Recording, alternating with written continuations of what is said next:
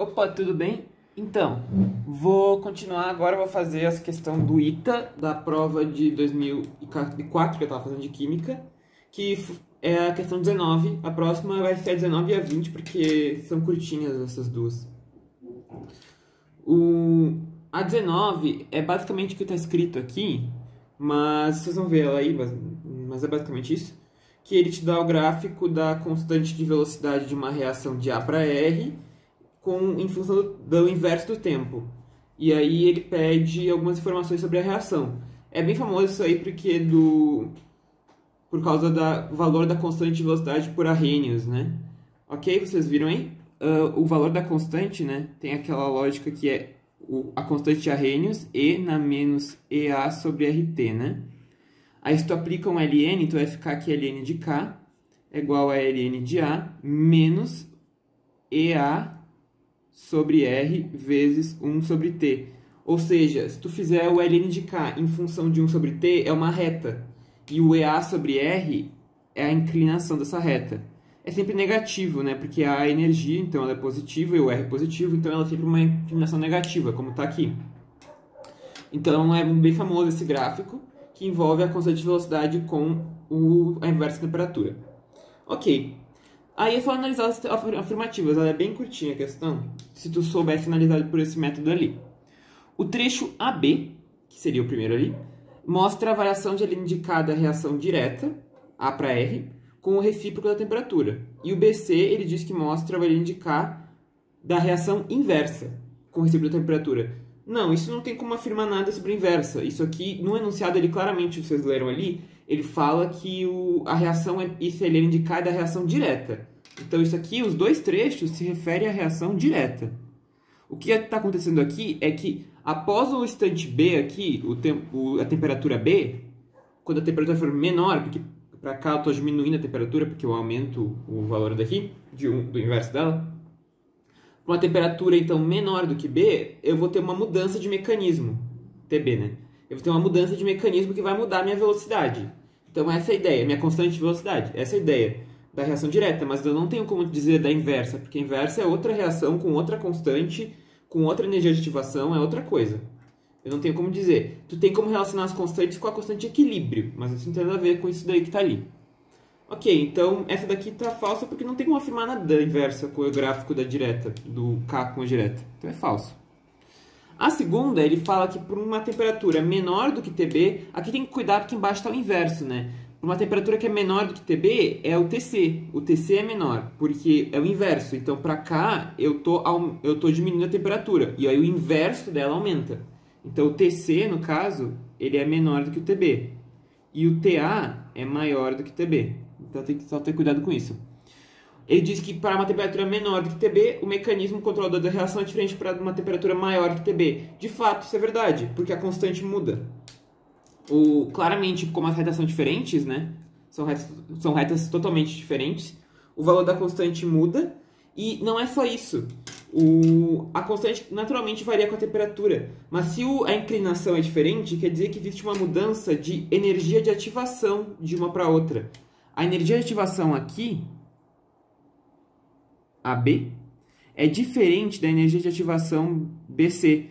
Com energia de ativação diferente, lembra daqueles gráficos que te dão a energia em função do caminho da reação? Ele é um gráfico estilo assim, né? Algo assim, né?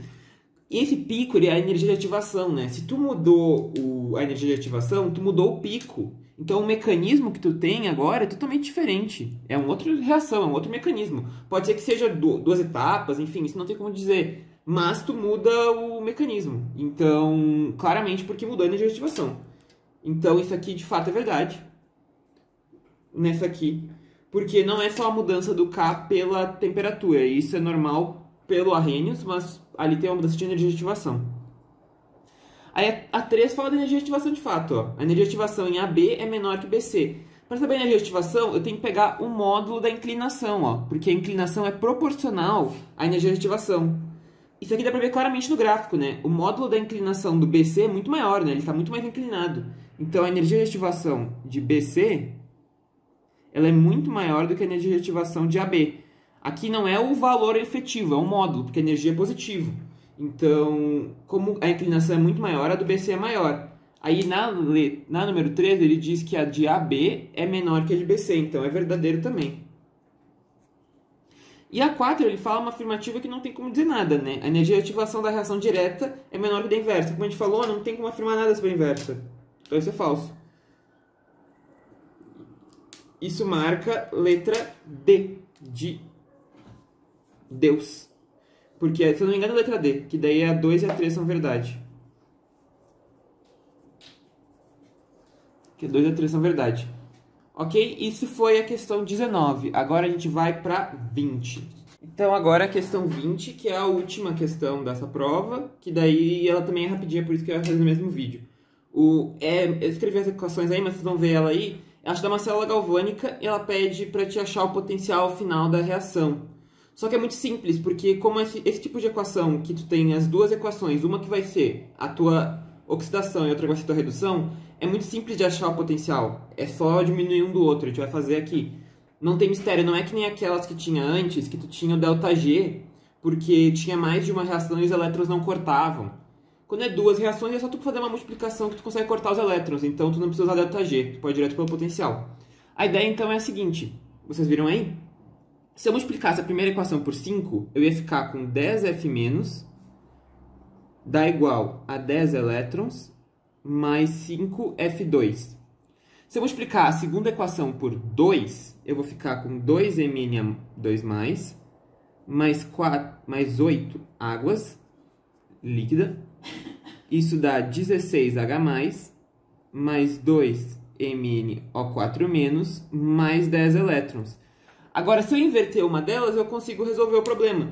A ideia aqui, apesar de ele ter te dado... Isso aqui acho que foi pegar a questão. Ele te deu as oxidações, mas esse potencial aqui é o potencial de redução. Tá? É o padrão de redução da célula de hidrogênio. Então, é redução isso aqui.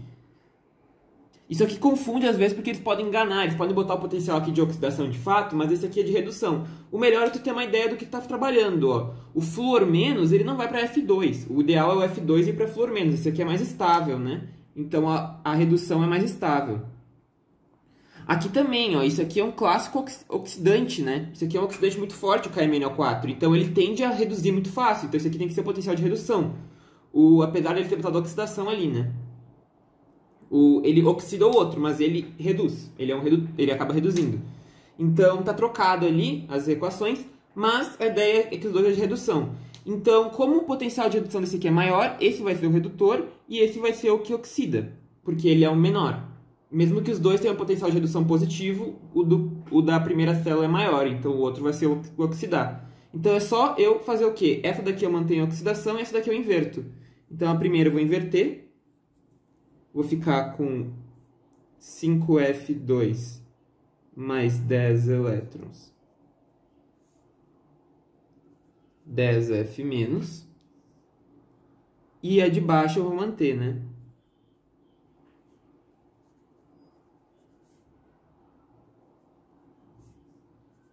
(16H+) mais 2MnO4- mais 10 elétrons.